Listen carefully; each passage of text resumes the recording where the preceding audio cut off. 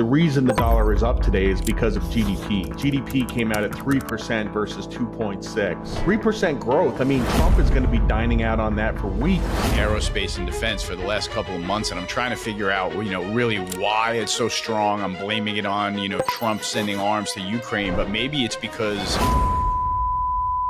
we know where every barrel of oil goes. The thing about uranium is always like, where is the price of it? And I think the one key point with the uranium trade, like if you're serious about this long term.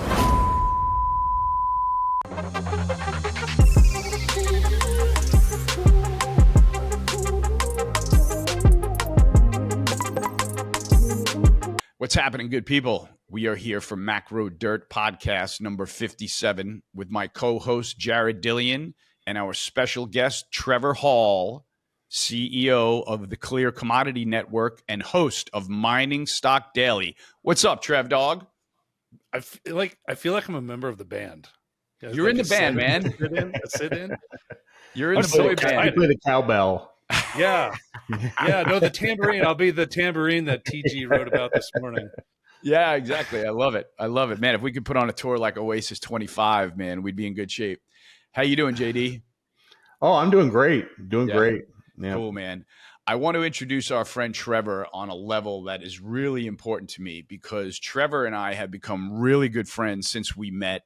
He is one of my top confidants in the market. We hosted a oil ground up podcast together for quite a while. And I just wanted to tell our audience that working with Trevor reminded me of working at Goldman Sachs because Trevor travels all over the place. He's got a schedule that I would not hold myself to. And no matter what time zone he is, if you're planning on connecting with Trevor, he's there, he's prepared, and he's ready to rock and roll. Right? So what I appreciate about our friendship is that we have probably polar opposite political views, but the reason we can be such good friends is because we share values first, we face the markets together second, and the political stuff just gets washed away and nobody gives a shit. So that's a really important thing about our friendship, and that's a nice way to position yourself in the world and in the markets. Wouldn't you say?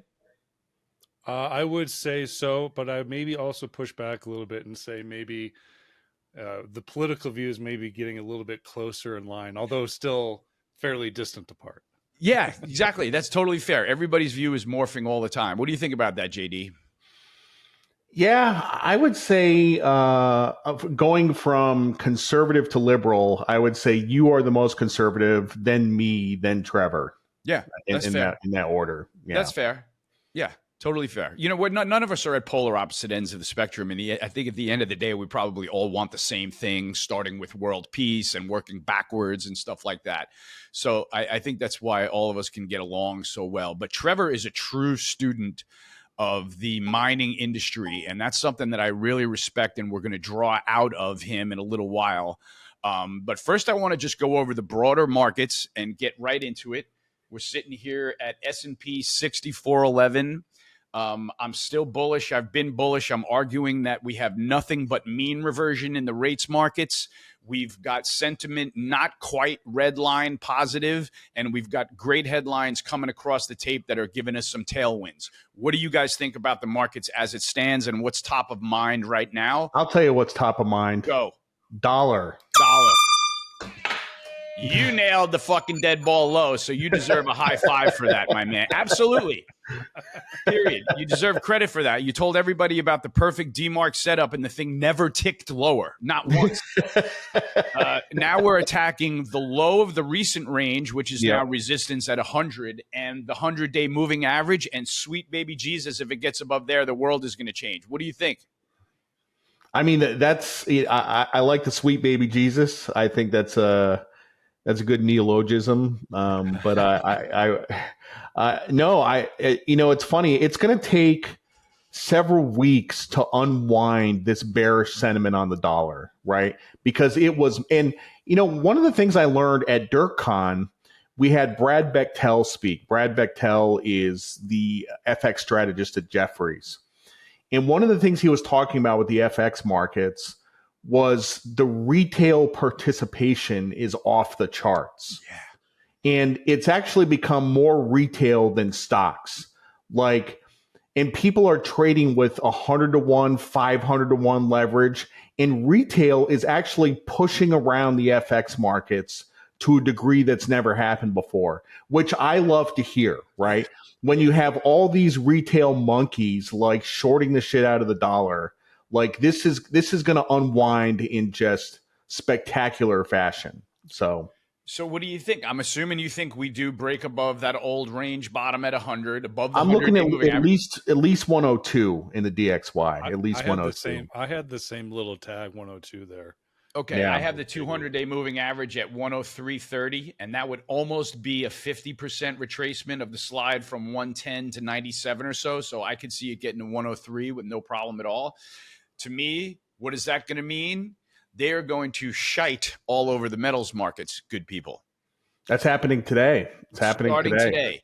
Silver, it's already been happening. Yeah. Well, I mean, they're hold on a second, already been happening. They're still just went on a run. Platinum, palladium just made highs. And now when they turn, if positioning is wrong, to quote one of the great commodity traders at Goldman Sachs, you're going to need air brakes to slow that thing down on the downside. So I think that silver can trade back off the if we do see a dollar retracing above 100 in the index with some chutzpah, I do think that we see 3,000 gold. I think we see $35 silver, and you probably take a couple $100 out of platinum. Sorry, JD. No, we also have the FOMC today, and this is going to come out tomorrow, so this will be stale. But we got the FOMC. I'm thinking with last month's payrolls being pretty strong, today's ADP being pretty strong, they're focused on the labor market. I'm thinking it's going to be a pretty hawkish meeting, and the dollar is going to go up even more after the meeting today. Ooh, that's good insight. Yeah, that's good insight, man. I wish we could get this out a little earlier, but still, I still think we're early in the dollar retracement trade. I mean, we deserve props for getting it on everybody's radar at the bottom, and now we're kind of given some tactical instructions on how to trade it. My thing has been that gold is going to get whacked, and now I think we're going to see that coming. So what's interesting to me, check this out, guys.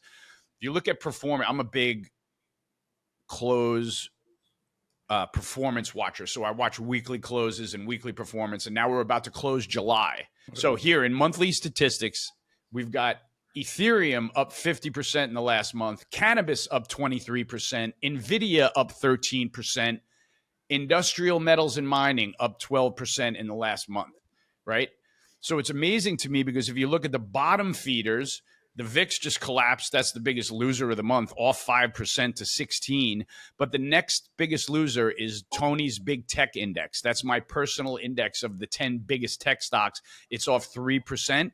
And then you've got the little subsectors of tech that put up no performance, cybersecurity, internet, social media. They were all flat for the month.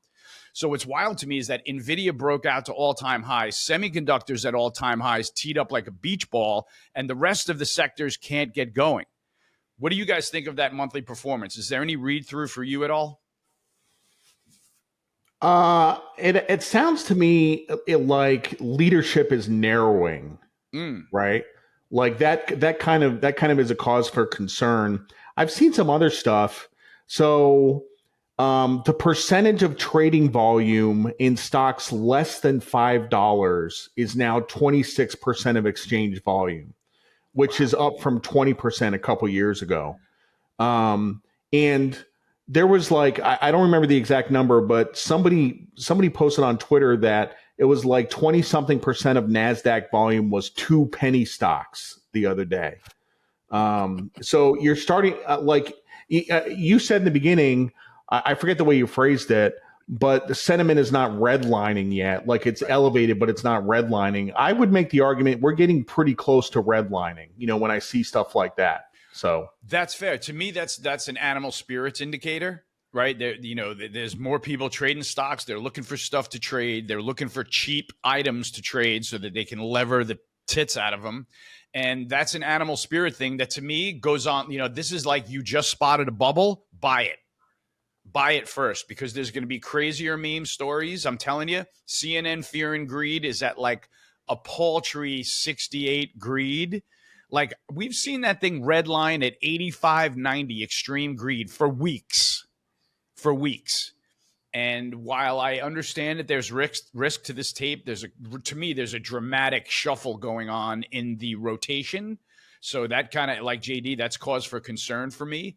But I still see these sentiment readings as not fully redlined the way JD does. So I'd want to like go back, and Jared, you were writing a couple weeks or months ago about a Costanza moment, which hasn't really hit your newsletter much as of recently. But and we're talking about that greed index getting pretty high. It can ride this high for a lot longer.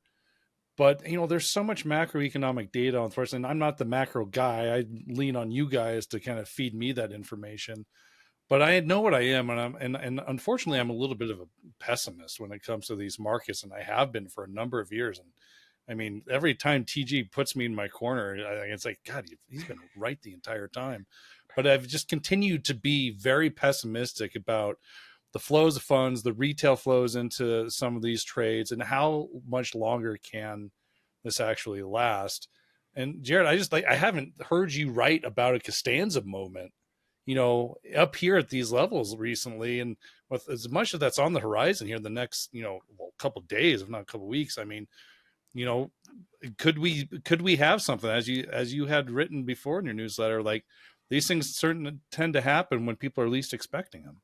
Yeah, I haven't really seen a moment like that. What I forgot to mention was the reason the dollar is up today is because of GDP. Like GDP came out at 3% versus 2.6. That's a pretty strong number. I mean, it's backward looking, but 3% growth. I mean, Trump is going to be dining out on that for weeks. 3% GDP. So. Sing it to me, JD, because those are the tailwinds that I'm looking for. We're starting to get the receipts from some of the tariff deals that Trump struck, and everybody forgets that we're going to have this hundreds of millions of dollars of inflows from tariffs that's going to go right into the Treasury, who is, by the way, stewarded by the most competent guy that we've seen at the position.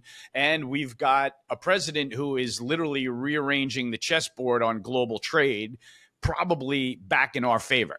So it's hard for me to see a Costanza trade coming with all of that behind the stock market. I mean, we just got out of an era where the president was asleep every day. The rates market was, kind of wobbly on some inflation data and then went away. But now we've got guys doing active reorganization to the economy and to markets. And I think that makes me so bullish. I can't see straight sometimes. I'm not that bullish right now, but when the market dips, what I see is a lot of bears celebrating and not a lot of downside. And then the market, one other sector will pick up and grab the baton and take the lead. So that's how it's been playing out for me. And I'm going to stick with that trade until it burns me. Trevor, let's get a little bit deeper into your background. And I have to throw a disclaimer out here because we may mention a number of individual stocks in this conversation. Trevor speaks to a lot of CEOs in the mining industry. These are for discussional purposes only. You are going to hear zero stock recommendations in this conversation. So, Trevor, what is the global vibe with the metals and mining people that you've been speaking to broadly? Start with that before we go into a nice uranium discussion. The U.S. is back on the map as far as mine development, this ongoing resupplying, reshoring of critical raw materials, decreasing our dependence on Chinese, production and imports from there.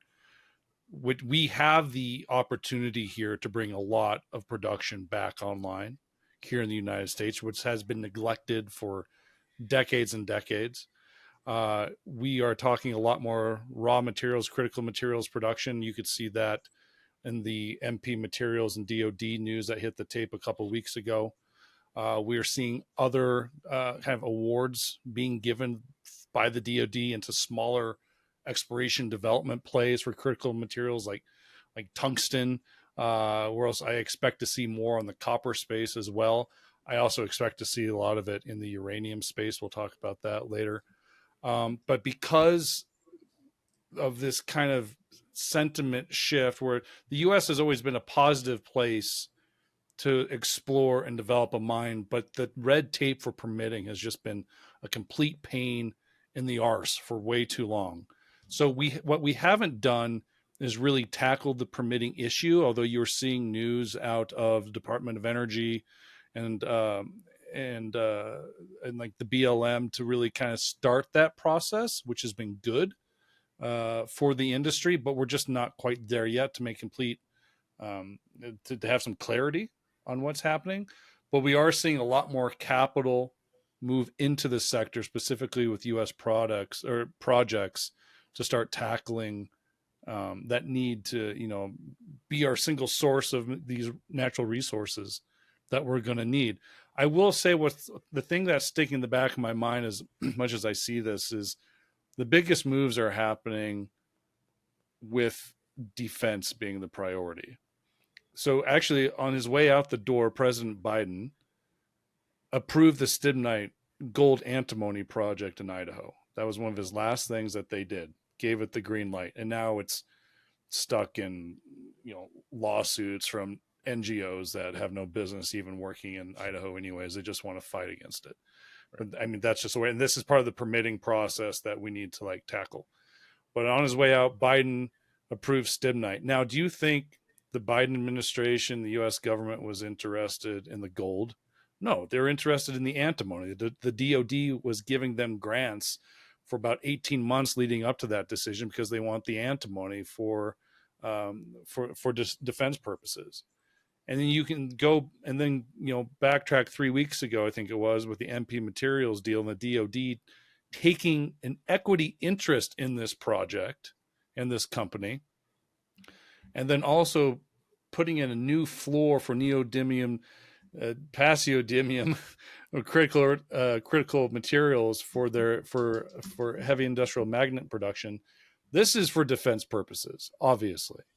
And so, I had a great conversation with Doomberg last week. It was one of those things okay, if this is the path where it's going, what's most important for American defense and security that also needs to be reshored and applied to U.S. manufacturing here? You can break that down pretty easily, and then look at what companies within the 50 states actually have something that could potentially be something useful for the DoD. So that's number one. Defense is number one. Trevor, what's amazing about that, just to touch on it while we're here, is that that sector has been on fire, right? Aerospace and defense for the last couple of months, and I'm trying to figure out really why it's so strong. I'm blaming it on Trump sending arms to Ukraine, but maybe it's because of the onshoring of their supply cycle. Right. Yeah. I mean, if they're going to start having, better relationships and get better pricing and local pricing on, their input materials, maybe that's why the sector's getting a little bit of a facelift, on the spot. Do you think that's possible? Well, I think it is. And I also think that there's just been such a lack of capital coming into the space from most, people that could carry CapEx, that they've all left. They're gone. I heard very few people actually in New York on Wall Street that have any interest in financing a mine project anymore. So if that capital is gone, who comes in? Who needs to come in to fill this void?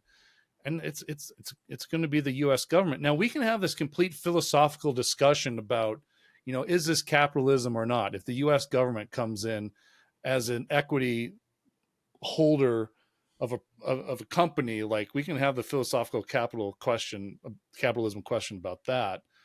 But then I would argue, well, if it's not then who else? Because nobody else wants to do it. The risk is so high. I need to hear what JD thinks about this as you touch on the philosophical side of it.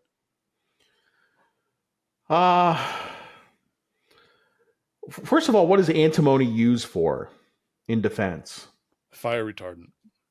And fire retardant? And munitions, yeah. Munitions. Interesting. No, I agree with Trevor. If there's too much risk in the project, then they're not going to be able to, access capital, and it's important to the government. I don't really see a problem with it. So it's more facilitating the operation of something rather than just stepping in and taking ownership and directing a total sector in one direction or something like that. Is that fair to say? Maybe. Well, I think, yeah, I mean, they took the equity position, but then they also, in order to make their position in the company profitable, basically said, we're going to double the price of neodymium, praseodymium. We're going to double it to make sure you're profitable. We're not in the business of losing money here, Trevor. Well, I understand, but you're creating a whole nother market. And this is something that people have been arguing needed to be done anyways, because you needed to take those market dynamics, at least separate your activity with them away from the Chinese dynamics, because they can do whatever they want. They can flood the market with this stuff and lower the price. They have no problem with it. So what you need to do is really kind of create your own separate market in some of these things to make sure those companies are profitable. They can make sure they can continue to operate and supply you the materials that you need. And so what I'm saying is, like, I don't think this is over. You know, there are so many materials out there that we can produce. We just can't produce economically right now using the market at hand. So if the government's going to come in and say, we need tin, we need magnesium, we need neodymium, like, here's companies that we can work with, we can support them, and we can also provide a new floor for that material. I mean, you're obviously like, it's kind of crazy to say it, but you're playing China's game, you know, to a point. Well, I was just going to say what we've got, you know, Trevor, like, you know, everything that you're saying, what rings out to me is that in the last administration, in terms of sourcing your natural resources, our administration was like, China, baby. I mean, we're doing it ourselves. Everything solar, everything EV, just source it from China. You know what I mean? And Trump is obviously turning that on its head, you know, having the seeing that he got elected, you know, 9 months ago or whatever it is, and has only had a couple of months to start the machinations of onshoring local supply. I think that it's the first inning of this stuff. You know, you say, I think it's going to continue. I'm like, dude, like, we just dropped the curtain and started the concert, you know? So that's the way markets are reacting to me too. There's been a very different feel to, you know, and basically since the Department of Defense stake in MP Materials, industrial miners, uranium miners, they've been on a rope. You know what I mean? So that's been a very different change of complexion. And it's got me sitting up in my chair saying, what am I missing? Because I didn't have either of them on at the time.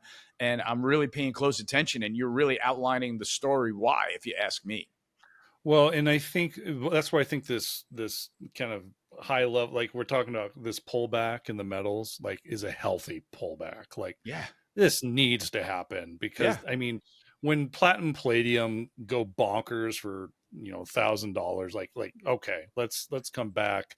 And gold's been trying to figure itself out. And I actually have I have an interesting philosophy on gold that kind of fits in here. And I mean, this is maybe a little bit conspiratorial on me, and I've mentioned to a few people. So we're talking about reshoring the production of raw materials that we are reliant on from other countries, right? Okay. We import more gold than we produce. Why should gold not be involved in the same dynamic? When I say, well, we need to produce more gold and we need to keep the gold in-house here in the United States.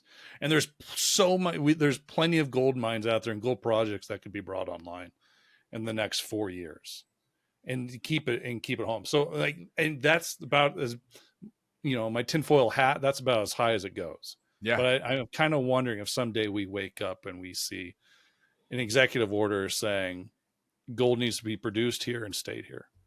Yeah, maybe right after we get done with the Fort Knox audit.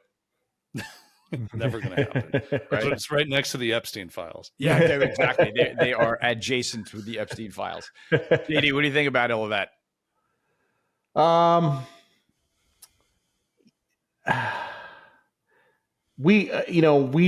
it's funny because I'm thinking about Canada. Canada produces a lot of gold, but they don't have any sitting in their vaults. You know what I mean? Like, the central bank, like the Bank of Canada, basically has like no gold, and they're like one of the biggest gold producers in the world. Like, and they just get rid of it all, you know? So maybe somebody sensible there says, you know, maybe we should start buying some of our own gold, you know, refilling our supply in the central bank vaults. You would think that that would be some kind of a moment of prudence for the Canadian central bank, seeing as they're sitting on top of it all. And we are in a bull market. The bull market happens to have just taken a dunk under 3,300 as we speak here, which is not shocking, even though nobody can hear the podcast yet. So I want to go, because of this is sending off markets in a wild direction, and we are a market podcast. I want to drill down into the uranium market a little bit, Trevor, because you were kind of all over this. Like when I get texts from Trevor, I know that markets are at a pressure point. And I picked my head up, and all of a sudden, uranium stocks were going berserk. And then they went berserk for another 2 weeks after Trevor texted me about the MP deal and everything like that. So all of a sudden, we are this high-tech society in the West that requires more electricity with the data center power, right? Last year, we had the AI data center stories, billions of dollars of investment into nuclear from Microsoft, Amazon, Google. I mean, it's happening.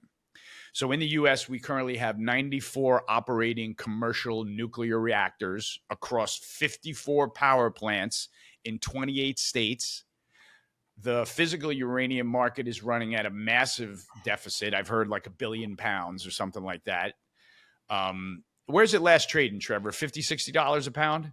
Oh, it was like closer to 74. Oh, okay, a little bit higher, $74 a pound. Yeah. I've seen some estimates for $100 by year end because of the deficit that's running. But what we've got is President Trump dropping executive orders to advance nuclear energy. So on May 23rd this year, he signs the executive order that's going to reduce regulatory burden for new reactors. The NRC has to get plants licensed within 18 months. They're going to expand uranium mining, conversion, and enrichment here in the States. So it's basically a kind of regulation-cutting executive order. We've got public support climbing, right? You mentioned the DOD stake in MP, things like that. We've got Westinghouse agreeing to build 10 large nuclear reactors in the U.S. We've got Secretary Chris Wright tweeting on July 14th of this year, "Let's talk nuclear energy, the energy-dense, always-on energy source that we've smothered for decades with regulatory red tape. Under the Trump administration, you're going to truly see the launch of a nuclear renaissance. The coming years will be huge." So he lays that right out on the tape, and if you bought URA that day, you're doing great.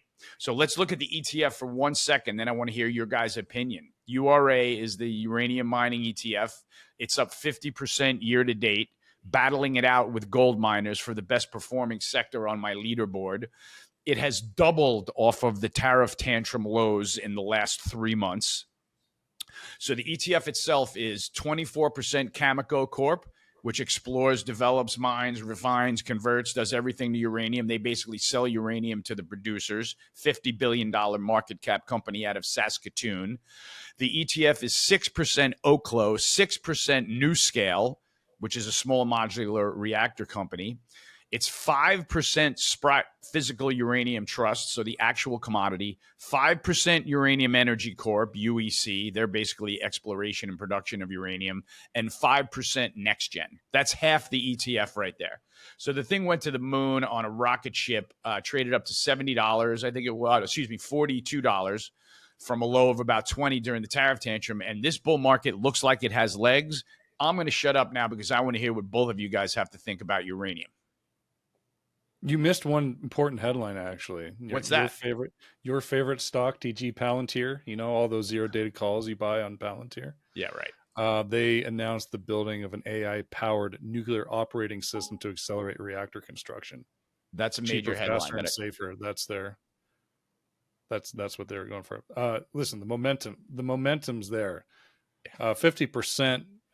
I think is a nice little run here, but what you got to see something tangible, right? What I've seen lately is obviously there's a lot of momentum. The executive orders come in, spot prices rise. People are talking about more, spending more money to build out nuclear reactors, which is going to require fuel, which is going to require more uranium, which is going to require more enrichment, which is going to, all these things, which is going to require building uranium mines. And we have some. But, if we're depending on what this trade policy looks like with Canada, who can absolutely just crush the supply of uranium. I mean, because the Athabasca Basin is just world renowned one of the greatest uranium deposits in the entire world. And that's just in our neighbors up north. So get that figured out, and we are set to go. But this shit is expensive.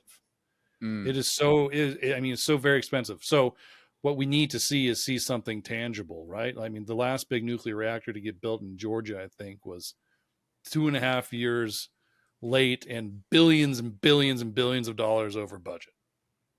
So what needs to happen, I'm a big proponent of these small modular reactors, but what we need to see is a private community or a private organization, industry, adopt it, build it without any problems, and then shows the world that this is the future, this is what's happening now. And then I think it's just going to be a domino effect. The first template, that's a big deal, right? Yeah. JD, what are your thoughts? Do you have any exposure to uranium, or do you want any? I do, and I don't, and I want some. You got to remember, I'm the guy that came up with the uranium assholes. Oh yeah, that's right. You did originate, and that helped me make a sale too. Without a doubt, you say the uranium assholes are around, and I sell some. Period. Off topic a little bit. There's been a little bit of talk about nuclear fusion reactors. Have you seen this? I think Google has set aside $5 or $10 billion for the construction of a nuclear fusion reactor by 2030. What does that mean to me, JD? Well, I mean, this is the nut that scientists have been trying to crack for decades, right?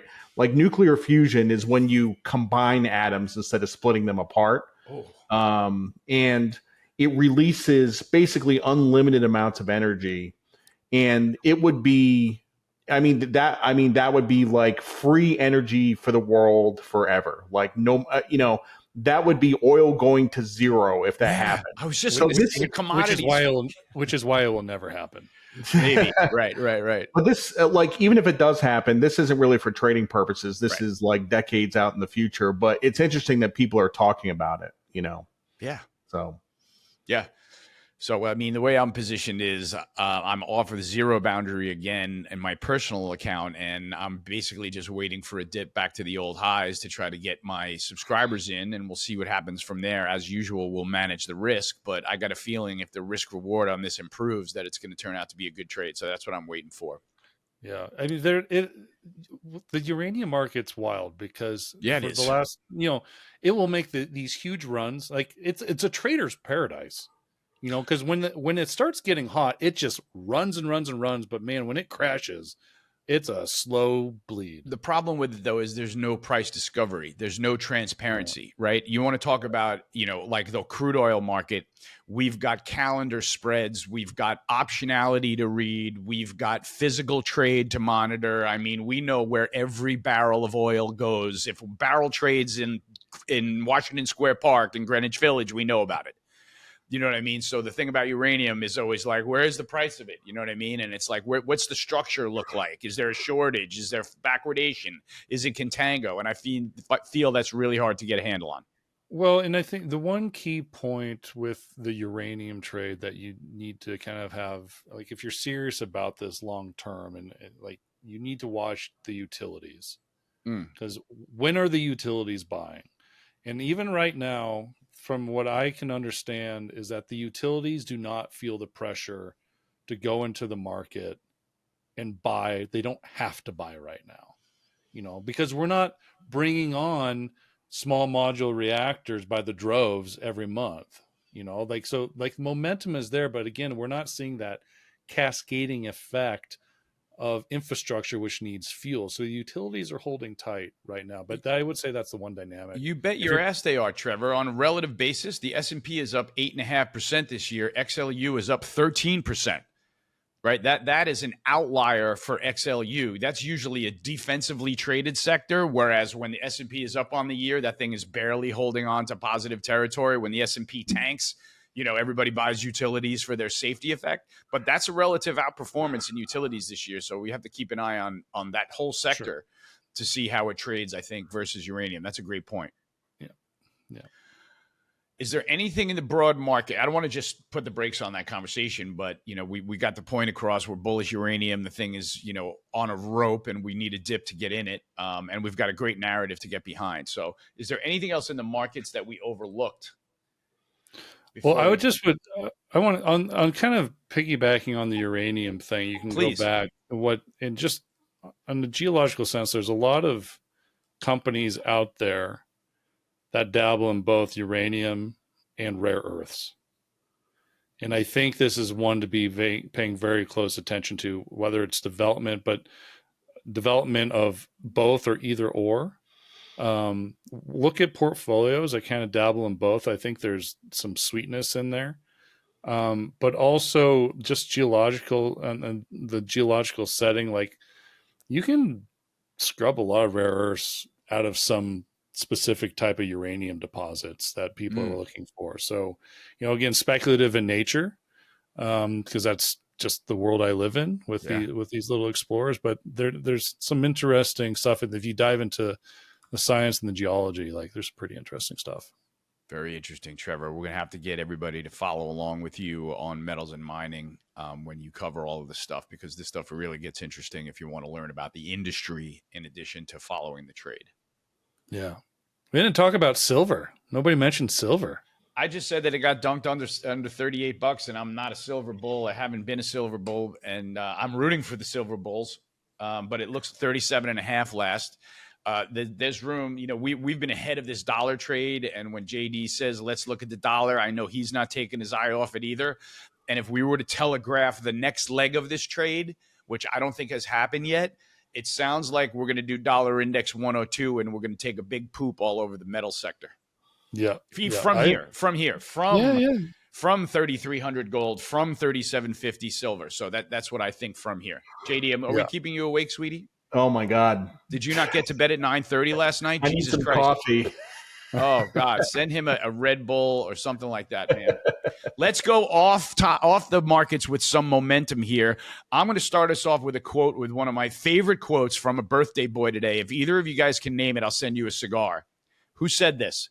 If I had asked people what they wanted, they would have said faster horses. Henry Ford. Yes, great one. Amazing quote, right? Yep. Fucking awesome quote. I love that. So we're officially off markets. We're having a good time. How was the DJ gig in Vegas, DJ Stochastics? Oh my God. So I played, it was Saturday the 26th. I opened for Zedd, Z-E-D-D, if you've ever heard of Pulp Zedd. Fiction, Zedd the DJ. Zedd the DJ. He's probably in the top 5 DJs in the world. I opened for him. It was a huge honor. I've never played in front of that many people. There were at least 1,000 people there. It was. I actually got choked up in my set. You got emotional. I got emotional. I was like, "This, my life is so freaking amazing. I get to do this."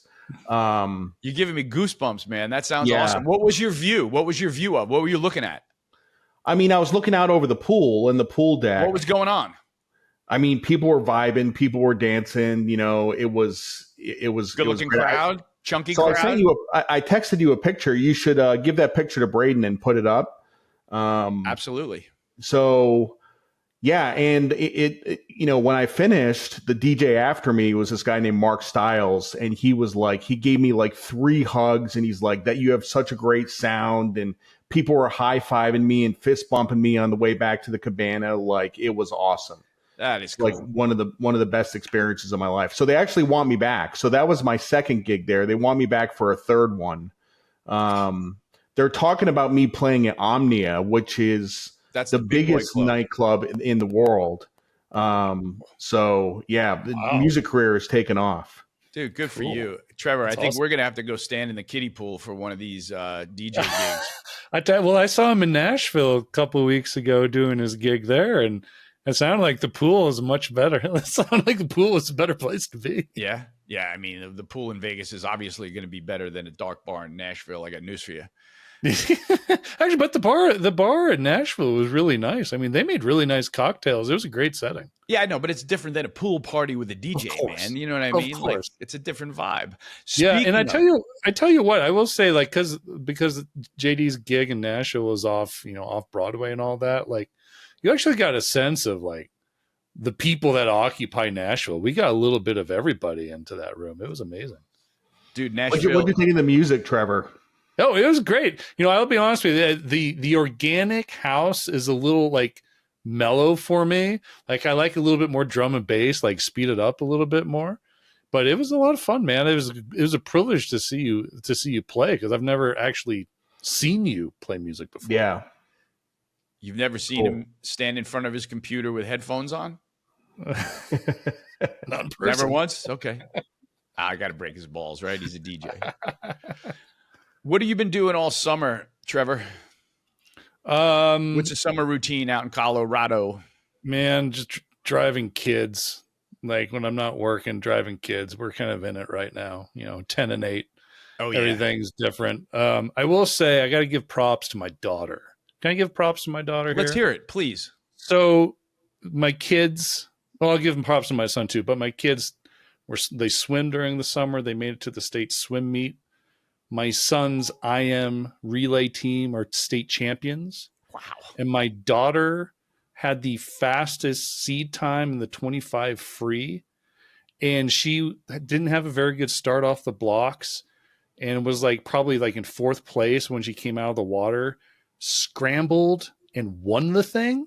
Wow. Won the heat. And I'm like, she's a state champion.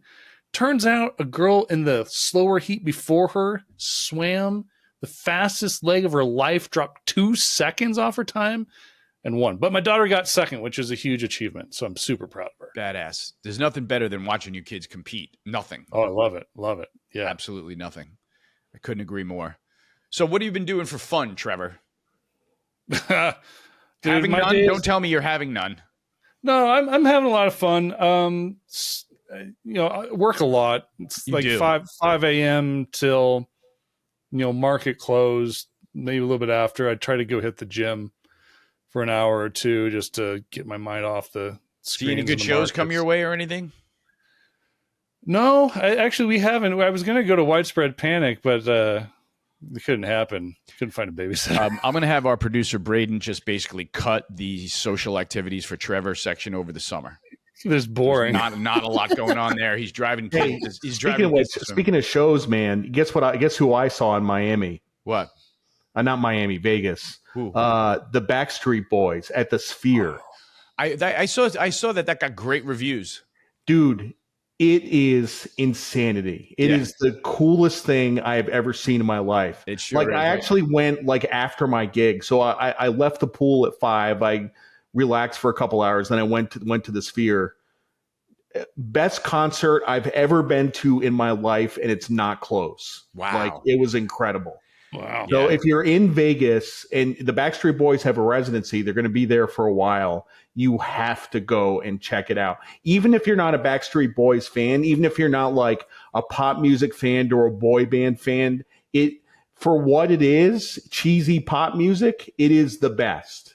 It is the best. You have to check it out. I would imagine that it's spectacular. Like, I can't think of anything that wouldn't be in the Sphere. Like I said, I've seen U2 there. Now Metallica is doing a residency, and I might have to get there for one of those. I can imagine that is something totally new and different. So Dead and Co at the Sphere was insane. Yeah, we all saw 3 different acts at the Sphere, and we loved them all. So that kind of speaks volumes to me that's you can't miss destination. Right. It really is. I mean, if you're looking for spectacular and to get your mind blown, that's the place to go. Yeah. I am going to see Wilco at the Gerald Ford Amphitheater in Vail in 2 weeks. I'm looking forward to that. Wow. That's really cool. In the live music conversation, I have to mention that I saw a concert that was like the opposite of the Sphere, which is kind of seeing a concert like in a planetarium in the dark. I went and saw Phish at Forest Hills Stadium, which is, if you know it, it's a real small venue in Queens. It's one of my favorite venues in New York. The band, they have a really strict sound ordinance there because it's in the middle of the village of Forest Hills. So for 2 nights in a row, Phish took the stage at 6:10 and left the stage 9:55 on the nose. Wow. And you can imagine what a curveball that is for Phish fans to come walking out of a concert at 10 o'clock at night. You can get yourself in a lot of trouble after that, let me tell you. But there were spectacular shows, really, really cool, different vibe to them, and that's Phish's deal. So they were really great. Do you follow Mike Gordon on Instagram at all? I do. Yeah, he puts out some pretty interesting stuff.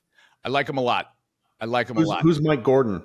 The bass player for Phish. The bass player? Bass player for Phish, yeah. And he's he's one of the best in the business just to listen to. He's got a really powerful sound. And now, since Phish played at the Sphere, what Mike Gordon has done is he has adopted the rig that he had in the Sphere. Right. So now everywhere he goes, he stands on a platform where he can feel the bass vibrating under his feet. Yeah. And so that was a new thing for him. And now, so everywhere he goes, he's got a new rig. He stands on a floor that vibrates with the strength of his bass, and he's unbelievable. But he does put some great content up there. He's a likable guy, I think. Yeah. And if you don't love Trey, there's something wrong with you genetically. that I'm convinced of, because he is the next Jerry Garcia, and he is just a vessel for the music to come out. And it's really something to get to see him live over and over again. So I think we can end it with that, man. We got a couple of good runs on uranium, a good read on the markets, a good summer convo, and JD's amazing gig at MGM Grand leading to bigger and better things, which is exciting. Trevor, I can't thank you enough for joining us. That was an absolutely fantastic conversation. I love working with you. We'll have you on again. If I may selfishly, there's going to be one more day of the $99 1-month trial of the Navigator. If you like it, you can do nothing and you'll buy the Navigator for a year. If you don't like it, you cancel within 30 days and you've had your trial and come and gone. So I have to mention that. If you have one more day, that will be the day that this podcast is released, to sign up for that. Sign up for that. Thank you very much, JD. Must. Thank you. These guys, both of you, I read you every day. Too kind, man. Buy the Dirt Nap, buy the dual sub, buy the Navigator, and make money, because that's what we're about. And Trevor, we'll have you on real soon. I can't thank you enough. JD, I love you, man. Till the next time. Peace out, good people. See you. Thanks, boys.